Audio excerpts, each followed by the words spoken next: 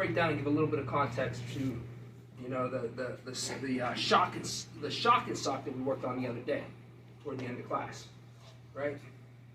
And guys, this is something that 90% of the time you won't need. You're not going to end up with somebody like if you did things right, you don't end up here with another person, right? Like lots of things went wrong.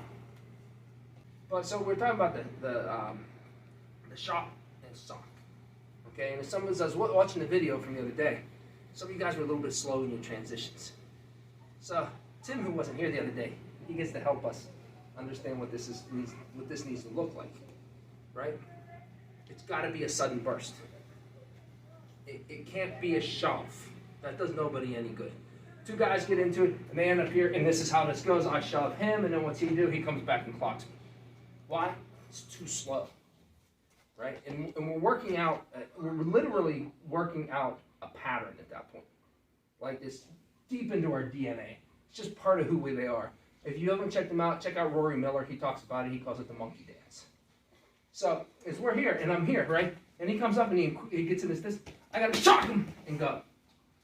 How'd that feel? It was a shot. Yeah. Right? In that moment, because what happens here is I'm here.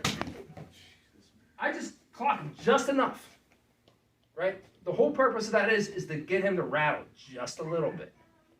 Okay? Because that rattling, what it actually is going to force him to do is reorient himself to me to some degree.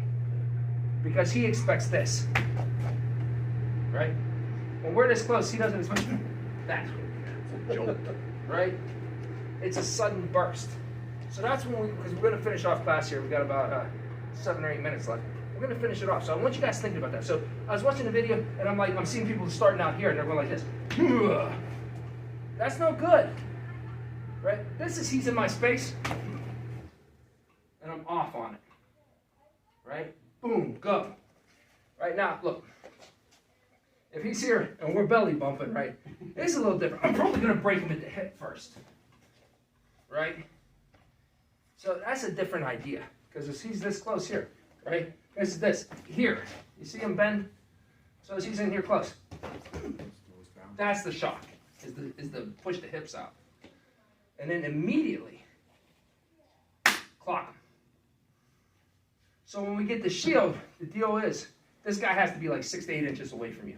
So the shield surface should almost be touching you. You could give it like 4 or 5 inches. And your job is to just go from here, there. You hear that? Okay, that was my teeth. It works. And that's what you're after. Disorient them. Right? But you got to follow it up immediately. Because you have the briefest moment to get that shot. So we're going to shield up, work this with a partner.